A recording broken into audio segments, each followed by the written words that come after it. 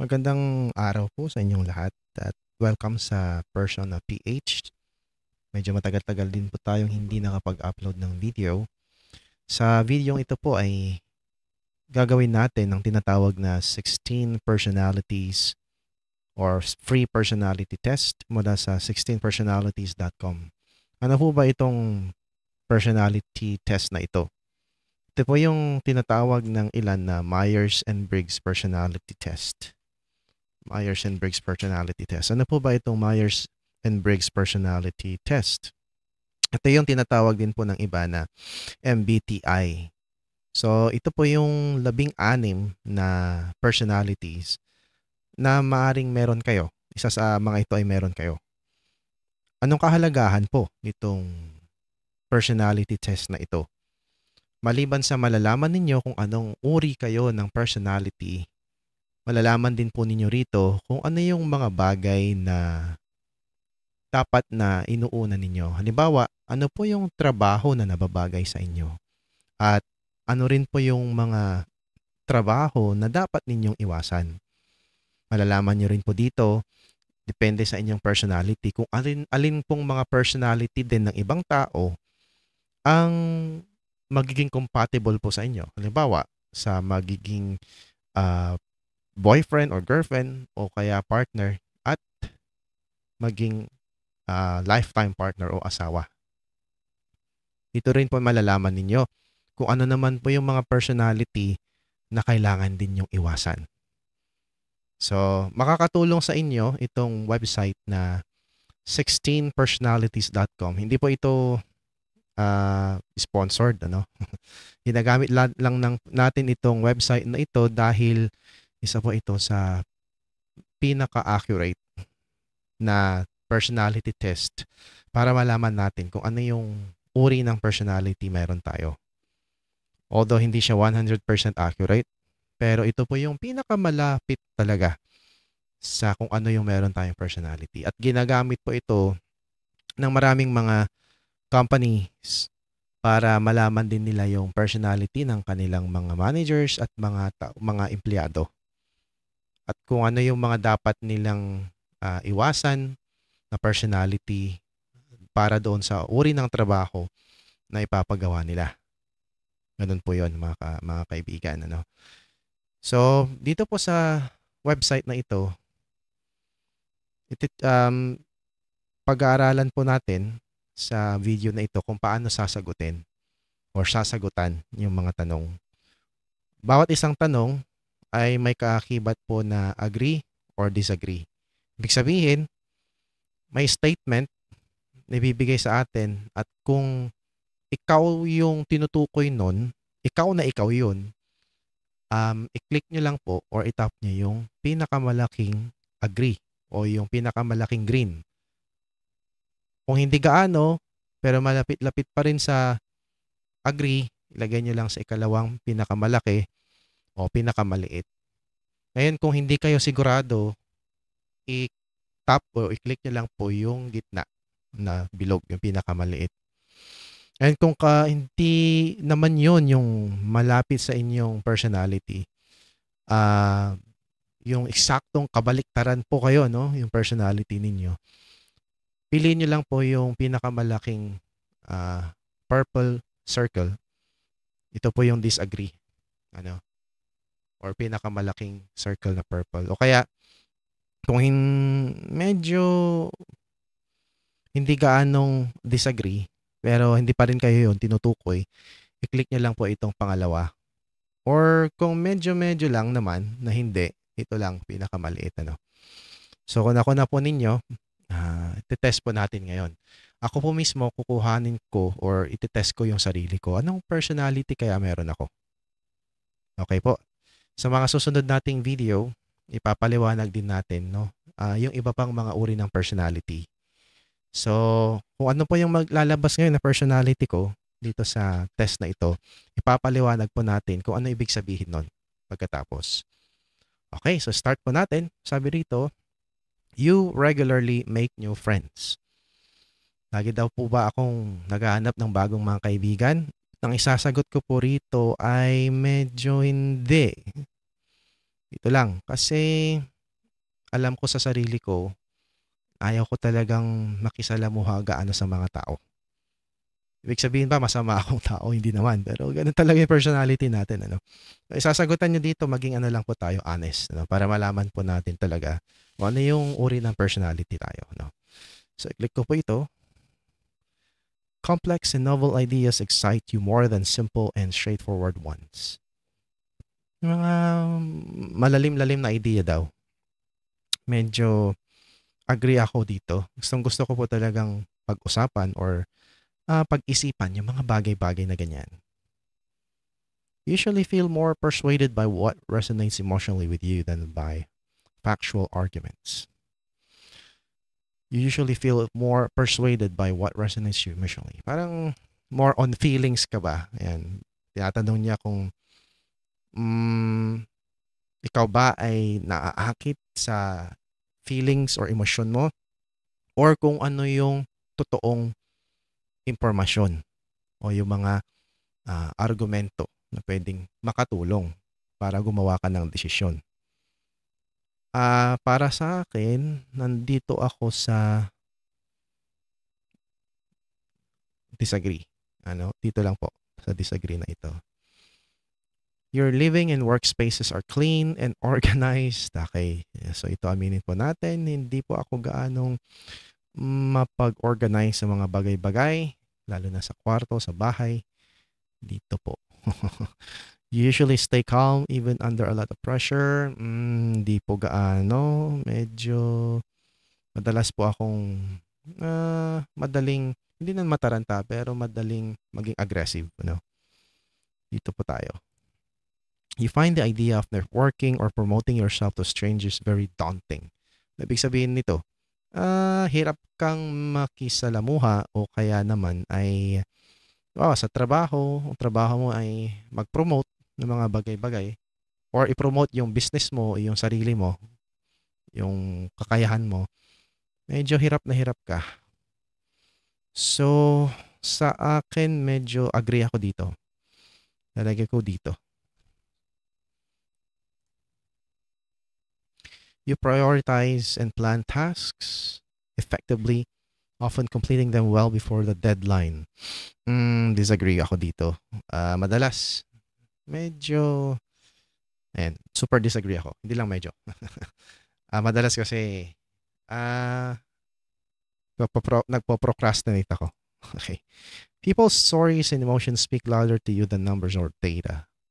People's stories and emotions speak louder to you than numbers or data. No. Siguro tingin ko mas tumitingin ako doon sa totoong output, hindi sa sabi nga nung isang kanta, malangis na pananalita. Malangis na dila. So, disagree ako. Fully disagree. You like to use organizing tools like schedules and lists. Minsan. Yeah, pero hindi ka dito lang. Lalo na yung mga bagay na kailangan kong gawin na paminsan-minsan ko lang ginagawa kasi makakalimutin ako. So, linalagay ko siya rito sa cellphone. Notifications o kaya alarm. Even a small mistake can cause you to doubt your overall abilities and knowledge. Yes, I somewhat agree. Nag-agree ako dito. You feel comfortable just walking up to someone you find interesting and striking up a conversation? No. Ang hirap mag-umpisa ng conversation para sa akin. Yung pakikipag-usap o kwentuhan, madalas hinihintay kong iba. Yung iba ang mag-umpisa ng kwento o makipagkwentuhan sa akin. So, disagree ako dito. You are not too interested in discussions about various interpretations of creative works. Actually, gustong-gusto ko itong mga discussion na ito. So, ilalagay ko disagree, yung pinakamalaki. Okay. So, nasa 20% na po tayo. Meron pang 80%. So, mahaba-haba pa po ito. You prioritize facts over people's feelings. Parang parang Ben Shapiro. Facts. Don't care about your feelings. Sabi niya. Para sa akin, oo. Madalas ito yung ginagawa ko. Kung ano lang yung facts. Hindi kung gaano sila ka-emosyonal na magsabi ng kanilang mga nararamdaman. Okay? Fully agree. You often allow the day to unfold without any schedule at all. Baga, tinatawag din nilang play by ear, no? You often allow the day to unfold without any schedule at all. Any schedule at all. Yung bang kung ano lang yung naisip mong gawin, wala kang ka-schedule, ano, parang yan. Medyo agree ako. Dito lang naman, tumaliit na to. Okay. You rarely worry about whether you make a good impression on people you meet. Nag-iisip kang, magugustuhan kaya nila ako or ano kaya, baka may masabi sila. Iisip mo, lalo na sa first impression nila. Gusto mo good impression, first impression ka, no, sa mga tao. Lalo na yung mga bagong kaibigan or bagong katrabaho or bagong boss. Kung ako yung tatanungin, you really worry about whether. Actually, hindi rarely eh. Medyo, ito yung lagi kong iniisip. Dito ako sa gitnang purple. You enjoy participating in team-based activities. Na-enjoy ko naman pero hindi ako komportable. Medyo ano rin kasi yung tanong na to, enjoy. Na-enjoy mo, paano kung hindi ka komportable pero enjoy mo naman, di ba? So, ang ilalagay ko dito, middle disagree, dito sa gitna. No? You enjoy experimenting with new and untested approaches. Mahilig kang mag-eksperimento ng mga bagong paraan, no? Na mga, para gawin ng mga bagay-bagay. Kaya alam mo na, meron namang effective na subok na, no? Pero gusto mo pa rin gawin ito na parang baka may bagong paraan para gawin 'yon. Or mas madaling paraan para gawin 'yon. Parang nandito ako sa agree eh. Dito lang, banda.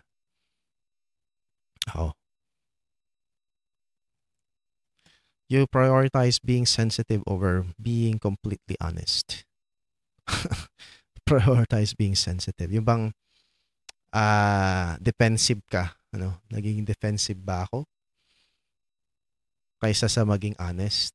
Kumbaga, ayaw mo yung gusto mong itago yung bagay na pwede kang masaktan. Parang ganun ba? Oo. Siguro lalagay ko rito dito rin, sa maliit na agree. Yeah. Kung minsan, ayaw ko nang pag-usapan yung mga bagay. Lalo na kung tungkol na sa pakiramdam or nararamdaman or feelings na.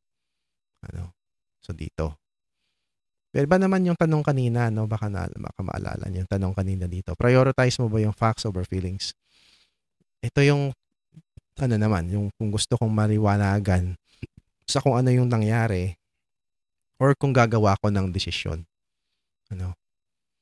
Ito naman, tinatanong niya kung yung pagbibigay ng information sa iba. So, pinipili ko rin kasi talaga kung kanino ko bibigay yung tamang information. Okay? You actively seek out new experiences and knowledge areas to explore. Naghahanap ba ako ng bagong information lagi? Or karanasan? Or kaalaman? New knowledge siguro, pero new experiences, di gaano eh. Kaya lalagyan natin dito. Areas to explore. Hindi gaano active. Lagay ko na lang dito. You are prone to worrying that things will take a turn for the worse. Yes. Lalo na kung may anxiety ka. Yeah. Dito ako. You enjoy solitary hobbies or activities more than group ones. Agree ako dyan. You cannot imagine yourself. Teka lang . So, you enjoy solitary hobbies or activities more than group ones. Ibig sabihin po kasi nito, mas gusto mong mag-enjoy sa mga hobby o yung mga gawain na ikaw lang. Hindi mo kailangan ng kasama. Agree ako dito kasi mula bata ganun na ako. You cannot imagine yourself writing fictional stories for a living. Ang totoo niyan, gustong-gusto ko. May time noon sa buhay ko na gusto kong maging writer talaga. Kaso, yung mga ginawa kong kwento ay hindi pumatok. Kaya, lagyan natin dito sa, you cannot imagine, sabi niya. So, kabaliktaran, I disagree. I can imagine, actually, myself writing fictional stories for a living bilang trabaho, no? Pero, nakakalungkot lang dito sa atin, hindi gaanong napapansin yung mga writer, no? Oo, hindi. Pero sa ibang bansa, lalaki ng kita. Parang si J.K. Rowling, no? Yung writer ng isang sikat na pelikula. Okay, disagree ako dyan. You favor efficiency and in decisions. Even it means disregarding some emotional aspects. Ito yung paggawa ng desisyon. Mas iniisip ko ba yung tamang or yung magiging maganda yung resulta? Or iniisip ko na baka may mga masaktan or masaktan ako sa gagawin ko? Yung desisyon? Kumbaga, medyo mahirap-hirap din tong tanong na to, no? Ang totoo niyan, ito yung gusto kong gawin. Agree ako. Pero minsan, natatalo ka or natatalo ako ng emotional aspect. Pero ang tanong niya kasi, you favor efficiency decisions. Oo, in favor ako. So, ilalagay ko na lang dito. Or sige, dito na lang. Dito. You prefer to do your chores before allowing yourself to relax. Ikaw ba yung, or ako ba yung tipong hirap muna bago sarap? Tawag na lang, no? Or hirap muna bago relax. Minsan, oo, minsan hindi eh. Pero madalas, oo, lagay ko lang dito, small agree. Kasi lalo na pag pagod ka na, tapos may kailangan akong gawin, inuuna ko muna mag-relax. Pero kung kailangan kong gawin din isang bagay, hindi rin ako makapag-relax eh. Kaya dapat ginagawa ko rin yung bagay na yon bago ako mag-relax. Gulo, no? Dito na lang. Somewhat agree. Okay. 40% pa lang, ano? Okay. In disagreements, you prioritize, na mag-English, no? Proving your point over preserving the feelings of others. Pagka magkakaiba kami ng opinion ng mga kausap, pinaprioritize ko ba, inuuna ko ba na tama ako kaysa yung ayaw kong masaktan yung ibang tao?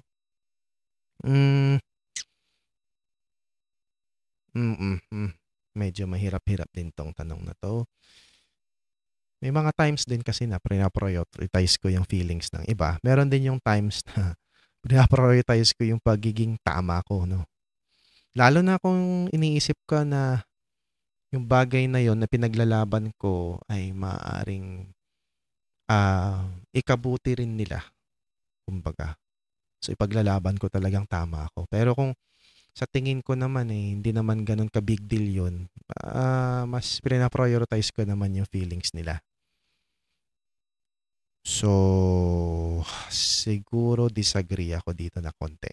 Dito lang. You usually wait for others to introduce themselves first. Yes, inihintay kong mas okay, mas komportable ako na yung iba muna yung makipagkilala or introduce, ipakilala yung sarili nila. Kaysa yung ako yung makipagkilala or ipakilala yung sarili kong una sa kanila. Yes, I agree. Fully agree. Your mood can change very quickly. Madali bang magbago yung mood ko? Oo. Lalo na kung may mga bagay na biglang nangyari, no? Madalas yun. Pero hindi naman gaanong kataas siguro. So, dito lang sa gitna. You're not easily swayed by emotional arguments. Actually, kaya ayokong makipag-debate, ayokong makipag-argumento kasi medyo emotional ako. Lalo na kung yung pinag-uusapan medyo personal na. Or may kinalaman ako talaga personally. You are not, sabi niya eh. So, kabaliktaran to. Ako kasi, nasusway ako mas madalas. So, lalagay ko dito sa disagree at sa gitna niya. You often end up doing things at the last possible moment. Procrastination, oo. Madalas.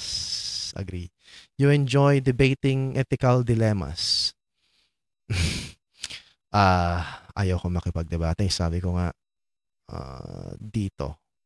Although, sometimes, gusto ko rin i-test yung kung gaano kalalim yung ilog.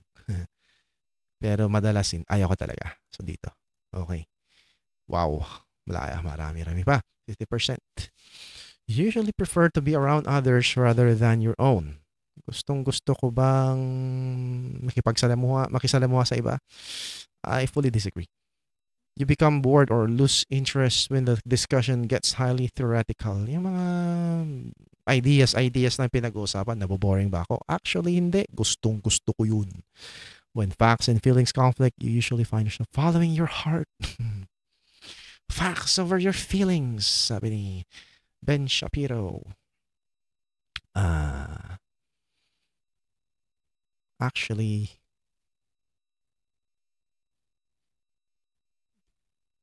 dito ako sa agree. Ito yung ideal ko. Answer ko dito. Pero in reality, siguro dito ako. You find it challenging to maintain a consistent work or study schedule. Study schedule. You find it challenging. Yung keep ko or sundin ko yung schedule ko. Medyo challenging sa akin. No, depende rin kasi sa mood. So I disagree dito sa banda rito. You rarely second guess the choices that you have made. Parang sigurado ba ako sa ginawa kong desisyon? Actually, hindi. Na doon sa naisip ko ito yung tama. Pero after kung mag-decide, iniisip ko, tama ba yung ginawa ko? So, hindi rarely, mas madalas akong mag-second guess doon sa tapos ko ng desisyon or natapos ko ng ginawang desisyon. So, I fully disagree. Your friends would describe you as lively and outgoing. Hindi ako outgoing. I disagree. Yeah. You are drawn to various forms of creative expression such as writing. Yes. Gustong-gusto kong magsulat noon. Pero ngayon, wala akong time. Pero gusto ko pa rin kung meron akong time. You usually base your choices on objective facts rather than emotional impressions. Ano ibig sabihin nito? You usually base your choices on objective facts rather than emotional impressions. Again, facts over feelings. Yeah. Medyo dito ako sa agree. Hindi fully agree pero dito. Minsan kasi nasusway din ako talaga ng emotions. Emotion ko or ibang tao. Okay? So dito. You like to have a to-do list for each day. To-do list for each day. Di rin. Minsan lang. Yung kailangan kong gawin. Lalo kapag yung mga time na pakiramdam ko, mahina yung, yung memory ko. May mga ganun lalo na kapag puyat. So, gagawa ko. Pero hindi naman lagi. Hindi each day naman. So, dito. Disagree. You rarely feel insecure. Insecure ba ako? Actually, hindi rarely. Medyo insecure ako. Madalas. So, ilalagay ko. Di naman fully. Dito lang. You avoid making phone calls. Yeah. Lalo kapag may tumatawag sa akin or ako yung tatawag, mas gusto ko yung message na lang. Ayaw ko yung tumatawag. Lalo na kung tinatawagan ko ay hindi ko gaanong kilala. So, ayoko talaga yung yung bang magtrabaho na call center agent. Yeah. Siguro ito yung isa sa mga gusto kong iwasan na trabaho. Pero kung yun lang yung natitirang trabaho, siguro papasukin ko rin yun. You avoid making phone calls. Yeah, full agree. You enjoy exploring unfamiliar ideas and viewpoints. Exploring unfamiliar ideas and viewpoints, yes, I fully agree. Sabi ko nga kanina, gustong-gusto kong matuto.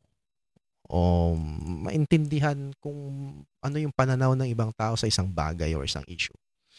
O hindi na necessary na mag-a-agree ako sa kanila, pero gusto ko lang maintindihan bakit ganun sila mag-isip. So, agree. You can easily connect with people you have just met. Mahina ako rito na yung bang siguro kung yung personality niya fit sa personality ko, pero yung binanggit niya kasi rito ay people So, ibig sabihin in general na kilala ko lang. Hindi So, dito ako sa disagree. Yan. If your plans are interrupted, your top priority is to get back on track as soon as possible. Yes. Pero kung yung dahilan kung bakit na-interrupt yung plano ko ay medyo mabigat-bigat. Diba? Pagkakasakit ng kapamilya, siguro gusto ko munang magbakasyon bago ko ituloy yung planong yon. Or, hindi, minsan din lalo na kung mahalaga sa akin yung planong yon or gawin yung planong yon, ginagawa ko pa rin. So, siguro ilalagay ko dito lang sa agree, maliit na agree. You are still bothered by mistakes that you made a long time ago. Yung mga desisyon na ginawa ko ba, matagal na panahon ay minsan iniisip ko pa rin kung tama ba yung ginawa ko ngayon. Lalo na kung hanggang ngayon ay nararamdaman ko pa rin yung epekto ng desisyon ko. Tingin ko, oo, fully agree ako dito. You are not too interested in discussing theories on what the world could look like in the future. Actually, gustong-gusto ko yan. Yung pag-usapan kung anong mangyayari sa hinaharap. Your emotions control you more than you control them. Mababa ba yung EQ ko? Emotional intelligence ko.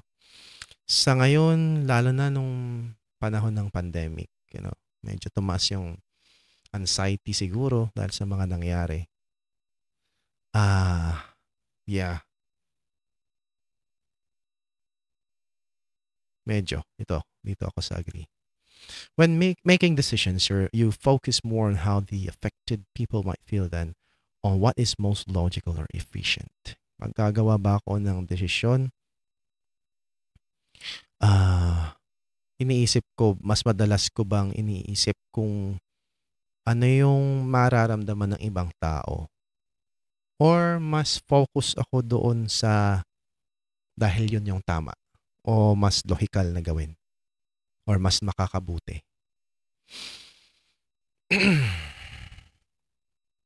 Actually, balance ako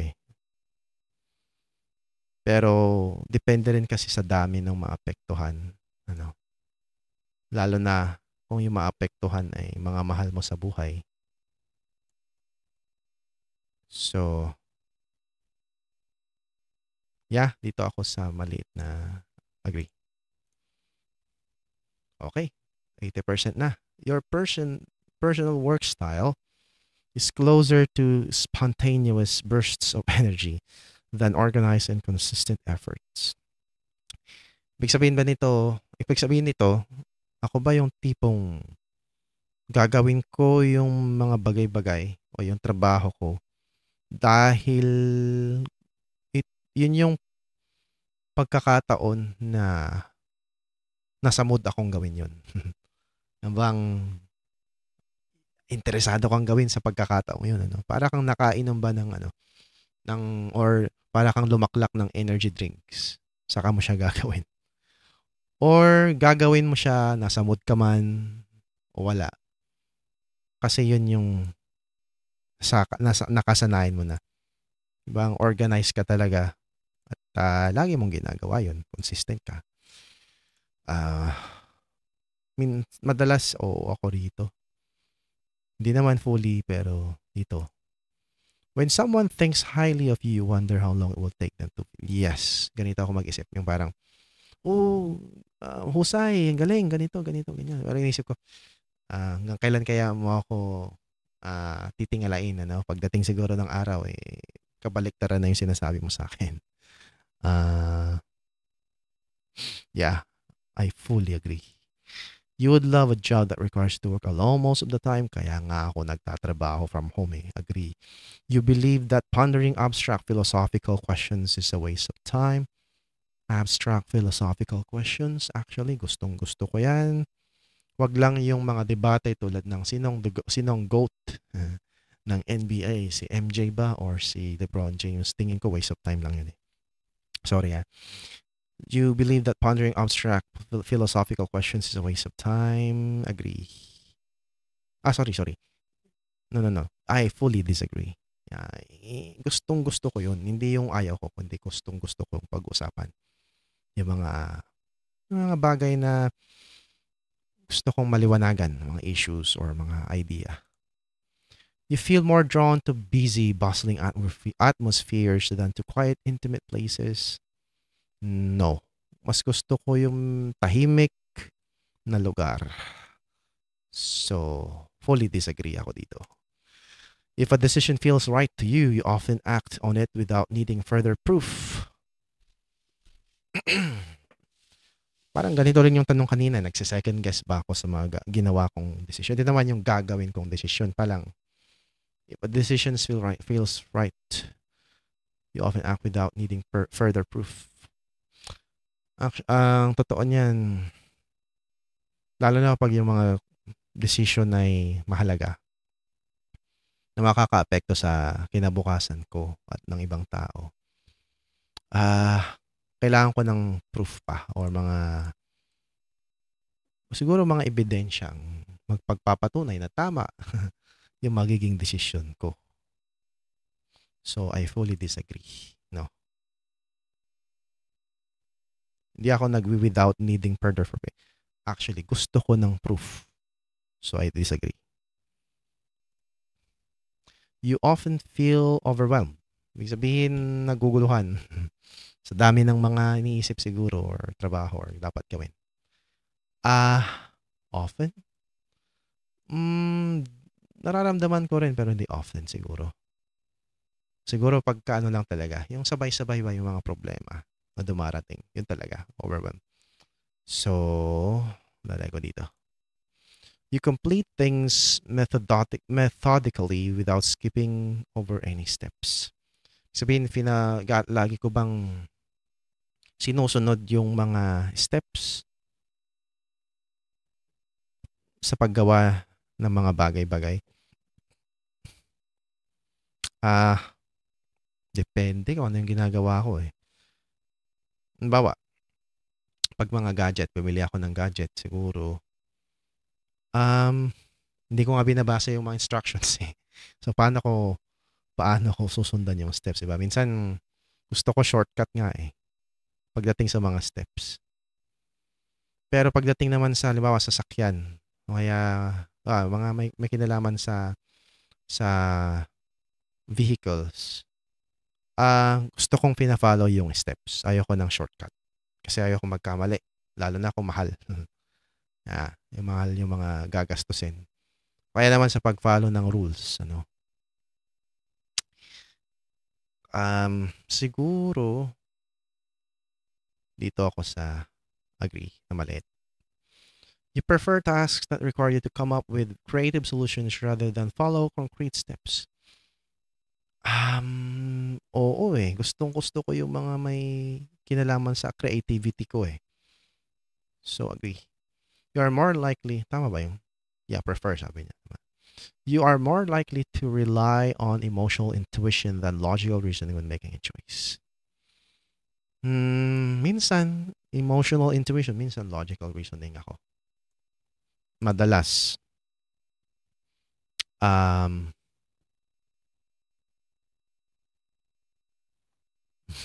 Madalas ito. Mas madalas. Ng konti lang naman. Ito lang. You struggle with deadlines. Yes. Dito lang. You feel confident that things will work out for you. Na lagi ko bang inisip na maging okay rin lahat. Minsan lalo pag may anxiety. Disagree dito. Select your gender, male. See results. Tingnan natin. Wow! Ang totoo niyan, mga kaibigan, ilang beses ko nang sinagutan ito. Bilang patunay, ipapakita ulit ako sa inyo. Pero laging ang lumalabas, isa akong INTPT. Ano ba tong INTPT? Kaya nga na nabanggit dito, logician. Ano ba yung logicians? Innovative inventors with an unquenchable thirst for knowledge. Ibig sabihin, ito yung mga tao na gustong-gustong laging matuto. Ano?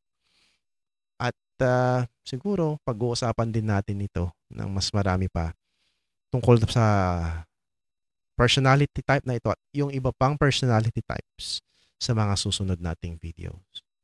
Marami pong salamat sa inyong panonood. Sana hindi kayo na-boring sa haba ng video na ito. Hanggang sa susunod po na video natin.